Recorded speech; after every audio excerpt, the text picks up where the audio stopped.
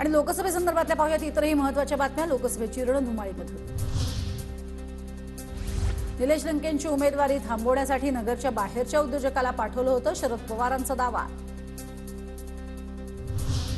अजित पवारांना सर्वाधिक बदनाम शरद पवारांनी केलं, यशवंतराव चव्हाणांची उंची शरद पवार कधीही गाठू शकत नाहीत। पवारांना सत्सद विवेक बुद्धी मिळो आणि सुप्रिया सुळेंचा अर्ज मागे त्यांनी घ्यावा, मंगलदास बांदल यांचा शरद पवारांवर निशाणा।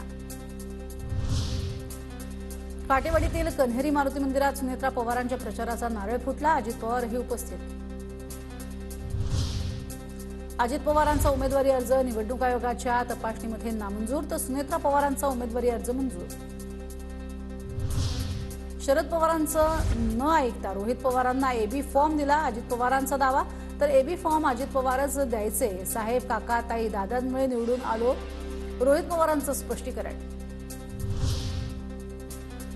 आमच्याकडे मोदी गॅरंटी, चिखलीकर आणि बाबूराव कदमांचा रेकॉर्ड ब्रेक मतांनी विजय होणार, मुख्यमंत्री शिंदेंचा विश्वास।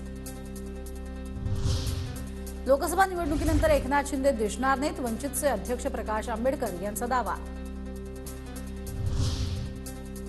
तर आंबेडकरांच्या दाव्यावर मुख्यमंत्री शिंदेंनी बोलणं टाळलं, तर आंबेडकरांनी दुधात मीठ कालवण्याचं काम करू नये, यश येणार नाही, एकनाथ शिंदे हे आमच्या सोबतच राहतील, प्रवीण दरेकरांचं प्रत्युत्तर।